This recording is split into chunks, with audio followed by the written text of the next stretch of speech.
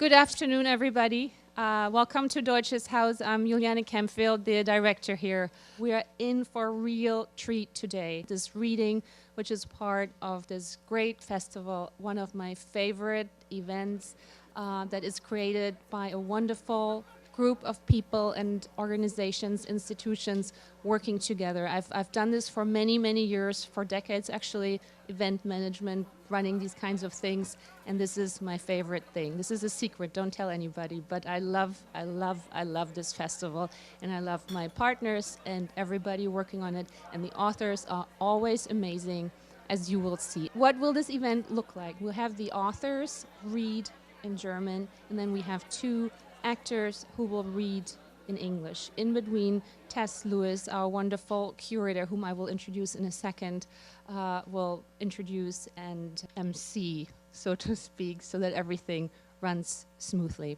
Robert Lyons recently returned to New York from Washington, D.C., where he completed a master's in classical acting at George Washington University and the Shakespeare Theatre Company. He has appeared on Nickelodeon's Mission Dawn and Julie Delpy's film The Countess. In Germany, he performed at the Berliner Ensemble and Brandenburger Theater. In 2 weeks, he will be heading to Baltimore to appear in By the Way, Meet Vera Stark at the Everman Theater.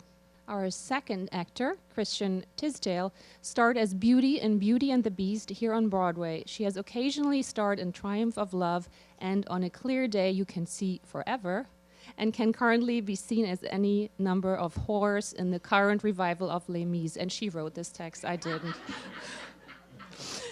She's sung in many of the world's famous concert halls. Her TV credits include Law and Order and David Letterman, and in an infamous episode of 30 Rock, her dog shot Kristen Wiig in the face. I have no idea what this is about, but seems to have happened. She is producer and co-star of the popular web series Wallflowers, which is featured in the New York Times today. And now, the bio for Tess Lewis, our wonderful curator, and I want to tell you how grateful I am for working with you. It's been a real pleasure, and you rock. Yay. Tess Lewis translates from German and French and is an advisory editor of the Hudson Review. She has been awarded a PEN Translation Fund grant, an NEA Translation Fellowship, and a PEN UK Translation Award.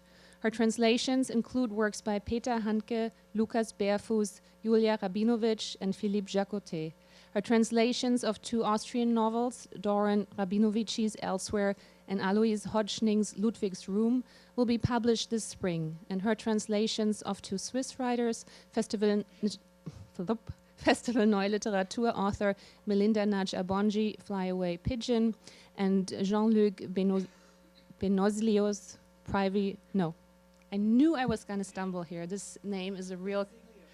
Thank you very much. Jean-Luc Benozlio Privy Portrait will be out this fall. Tess also writes on European literature for numerous literary journals, including The New Criterion, World Literature Today, The American Scholar, and Book Forum. Please welcome Tess Lewis and all our wonderful authors. Thank you. This year's festival's theme is border crossings, and our 8 authors, including our 2 American authors, write in and beyond the cultural fault lines that run not only through Europe, but around the globe. Our American authors are not with us for this event, but they were, Monique Truong joined us yesterday, and Keith Gessen will be joining us tonight, and we're very grateful for their participation. The first writer who will read for you today is Maja Haderlap. Austrian writer Maja Haderlap was born in Eisenkappel into the Slovenian-speaking community in Carinthia, Austria's southernmost province. She was head of dramaturgy for 15 years at the Municipal Theatre of Klagenfurt, where she now lives as a freelance writer. She has published several volumes of poetry on Slovenian, but writes her fictional prose in German. Her first novel, Angel of Oblivion, won several awards, including the prestigious Ingeborg Bachmann Prize in 2011 and the Bruno Kreisky Prize for Political Book in 2011 as well. The book's title, Angel of Oblivion, refers to the Hasidic legend according to which all children, before they're born, have complete knowledge of the Torah in their head, but on birth, the angel of forgetfulness, or the angel of oblivion, comes and taps them on their mouth, and they've forgotten everything to have the pleasure of learning the Torah all over. Austria in general and Carinthia in particular have a very complicated relationship with memory and history. And so, in a sense, we get the pleasure of relearning Austrian history several times. And the Angel of Oblivion is, in a sense, set, in the author's words, in the no man's land between the official version of history in Austria and the actual history. This beautifully poetic novel is based on the experience of Maja Haderlap's family and community, many of whom fought as partisans in the Second World War and suffered resentment and suspicion from the German-speaking community in the decades after. It's also the heartbreaking story of a young girl learning to navigate the treacherous terrain between two hostile communities and two extremely burdened languages. Slovenian, a language of heroic resistance and continued humiliation suffered, and German, a way out of her stifling rural upbringing, but also the language of the camps, which her grandmother barely survived, and many in her family and community did not. So now. Hello, everybody. Okay, hello, everybody. Zu meiner Verwunderung verläuft die Staatsgrenze nahe am Holzschlag. Vom Waldkamm aus kann ich die jugoslawische Seite des Waldhangs überblicken, die zu meinem Erstaunen der österreichischen gleicht und sich als eine Fortführung der vertrauten Landschaft offenbart. Vater stützt sich beim Überspringen der Grenze auf einen Zaunpfahl. Mich lässt er unter dem Stacheldraht durchkriechen und zieht den untersten Draht hoch, damit ich nicht an den gezwirbelten Stacheln hängen bleibe. Plötzlich hat er es wieder eilig. Er hastet mit großen Schritten einen lichten Wald hinunter. Ich kann ihm kaum folgen. Waldfarne schlagen in mein Gesicht. Unter dem Wald wartet er auf mich. Er sitzt im Gras und blickt auf ein tiefer gelegenes Tal, das ganz in der Senke verschwunden scheint. Dort, hinter der Raducha, Vater zeigt auf einen Bergrücken, dort habe ich im Krieg die Schule besucht, nicht lange. 14 Tage werden es gewesen sein. Habe man die Kommandozentrale auflassen müssen, weil das Tal von den Deutschen angegriffen wurde. Die Deutschen haben über das Feld geschossen, das die Erde nur so gespritzt hat, sagt Vater. Er und die Kuriere haben Schreibmaschinen im Boden vergraben. Sie hoben ein Loch aus, warfen ein bisschen Stroh hinein und haben die Schreibmaschinen darauf geschichtet. Dann streuten sie wieder Stroh darüber und dann Erde und Gras und Schnee, bis nichts mehr zu sehen war. Am Nachmittag hätten sie sich auf den Weg gemacht und seien die ganze Nacht durchmarschiert. Am nächsten Tag haben die Deutschen uns weitergejagt, sagt Vater. Der Schnee ging mir bis zu den Hüften. Ein Kommandant hat gemeint, dass ich nicht durchkommen werde. Er spuckt kräftig aus, als ob er sich nach der Erzählung erleichtern müsste. Beim Kummer werden wir von 2 Frauen begrüßt, die seinen Namen kennen. Zdravko rufen sie, Zdravko, das ist schön, dass du wieder einmal kommst. Sie servieren Vater ein Bier und mir ein Brot mit Leberpastete bestrichen. Auf dem Rückweg blickt mich Vater abwesend lächelnd an. Ich stelle mir vor, wie schön es wäre, wenn Vater mich ins Vertrauen zöge und mir die Geschichte, die er erzählt hat, noch einmal schilderte und dann fragte, was ich erlebt habe und ich ihm dann anvertrauen könnte, dass ich auf dem Schulweg erpresst werde und dass ich davon träume, dass er die Mitschülerinnen stellte und von ihnen verlangte, sie sollten auf der Stelle aufhören, mich zu bedrohen.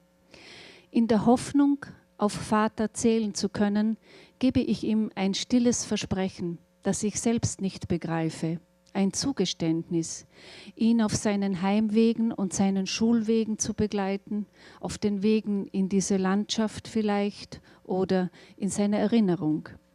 Ich überlege während des Aufstiegs durch den Wald, ob ich in meinem Kinderkörper bleiben sollte oder über mich hinauswachsen möchte, und bleibe an diesem Tag in meinem kurzen Rock, in den Baumwollstrumpfhosen und in den Gummistiefeln stecken. Als wir unter der Grenze den Finanzersteig betreten, suche ich nach Fußspuren im aufgeweichten Boden. in dem sich Pfützen gebildet haben. Vater sagt, dass die Finanzer heute am Sonntag vielleicht frei hätten und muss über seinen Einfall lachen. Wir erreichen die österreichische Grenze, ohne entdeckt worden zu sein. Und Vater fragt, ob ich bei einer Treibjagd mitgehen möchte, weil er gesehen habe, dass ich ordentlich gehen könne. Ich sage ja und beschließe, meine Waldscheu zu überwinden. Auf dem Weg zum Moosgang gibt der Wald an einer Stelle den Blick auf verstreut liegende Höfe im Talgraben frei. Wir bleiben stehen und schauen aus dem grünen Dickicht heraus. Wie zwei Fische, fällt mir ein, die aus dem Tank hervorlugen.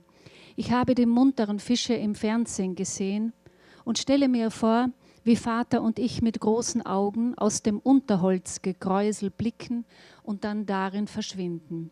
Eine kleine Sandwolke aufwirbelnd, die sich im trüben Wasser nur langsam senkt. Ein Meer voller Halme, denke ich. Bald werden wir das Ufer erreichen. Als ich zu Vater aufs Motorrad steige, bin ich fröhlich. Ich lege die Hände eng um seine Taille und drücke mich an seinen Rücken. Es ist später Nachmittag, als wir die kurvenreiche Straße der Kopriuna hinunterfahren. Die Sonne hält sich auf unserer Höhe. In einer ausladenden Kehre bleibt Vater stehen und raucht eine Zigarette. Früher ist da ein Zaun gestanden, sagt er, und bläst den Rauch in die Luft. Bevor wir die Talsenke erreichen, fährt er über eine Holzbrücke zu einem zerfallenden Haus, das sich zwischen Zwetschgen und Apfelbäumen verbirgt. Als wir vom Motorrad steigen, steht Jaki, Vaters Holzfällerkollege, auf eine Sense gestützt vor der Haustür. Rund um das Haus liegt das gemähte Gras wellenförmig am Boden. Ich bin in die Brennesseln gegangen, sagt Jaki. Wart ihr im Schlag? Vater bejaht.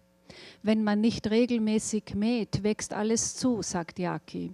Er sei heute schon oben beim Bleis gewesen, da wuchere auch das Gras. Vater blickt zu einem einsamen Anwesen hinauf, das noch in der Sonne liegt. Schade, dass niemand den Hof bewirtschaftet, sagt er. Wer hätte gedacht, dass es so kommen würde? Wie viele Brüder sind eigentlich im Lager gestorben, fragt Jaki. Die älteren 3, der Jakob, der Jochi, der Lippi, sagt Vater. Die Asche von Lippi ist aus Natzweiler gekommen, die anderen sind in Dachau gestorben. Ich höre den klingenden Namen Dachau, den ich schon kenne. Natzweiler aber ist neu und sogleich vergessen.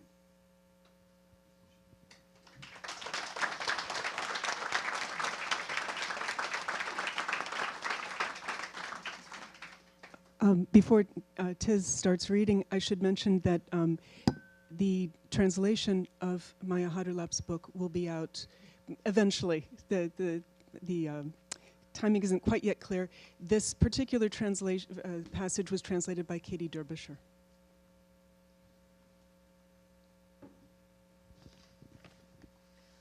The way someone went into the woods or came out of the woods told you everything about them, they say.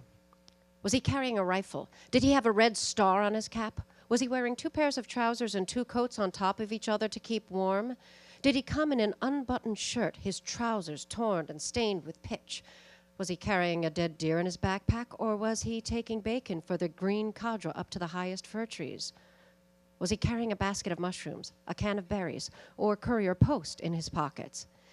Did he have a clean shirt on? Did he smell of pitch and bark, or was he rancid and unwashed, stinking of earth and the sweat of fear and of blood and scabs? My father's hunting friends wear iron trousers and jackets the color of the trees, carry the smell of moss in their hair, and stick twigs of fir in the bands of their hunting hats. From their backpacks dangle the heads of large game that had been identified by the gun, bowled over, and so brought to book. From the deer's muzzles drip blood and sweat, the dew of the last breath they drew in. The dark eyes gleam long afterwards in the delicate heads, and their skulls, freed from fur and hair, simmer long afterwards in the peroxide water until they are taken out of the pan, bleached into trophies. Hunting is part of the family legend. Every hunt day a festive day. That's the way it's always been, so Father says.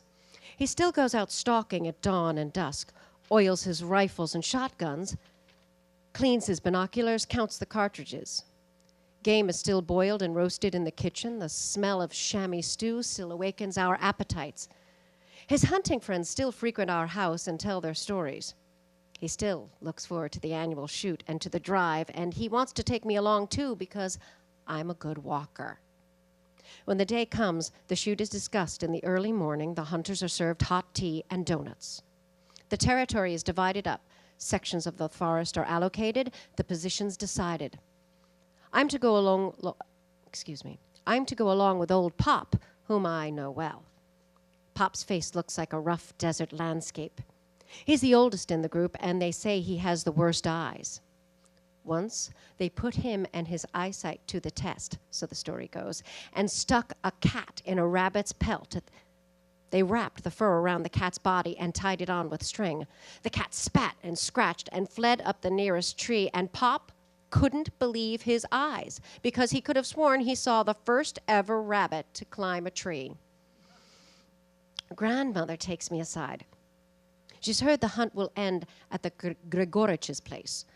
I'm to say hello to old Mother Gregorichka for her.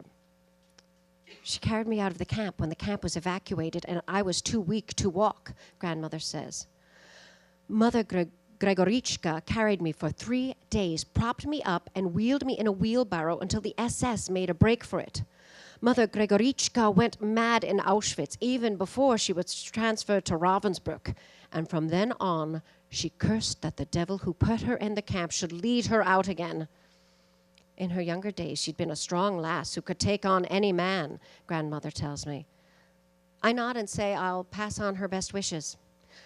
Pop holds my hand while we walk our section of the woods, beating sticks against trees and bushes.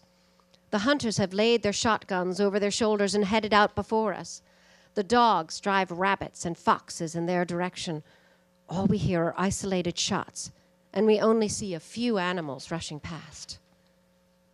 The bag line of animals laid out in front of the Gregorich's farm is as short as the wake for the dead catch, and the schnapps is soon drunk up. We're invited into the farmhouse parlor. They've made a stew to celebrate the bag, as they say. Old Mother Gregorichka is sitting on the bench by the table. I go up to her to pass on Grandmother's best wishes and give her my hand. Hers is cold and moist. She smells of urine. Mother Gregorichka doesn't understand who's sending best wishes. She looks at me through empty eyes. Sverzhina tries to explain. The old strong woman nods and sways her powerful body to and fro as we eat. I watch her from the side and can't help thinking of Grandmother and how this Gregorichka was capable of throwing grown men in the air and carrying my weakened grandmother out of the camp.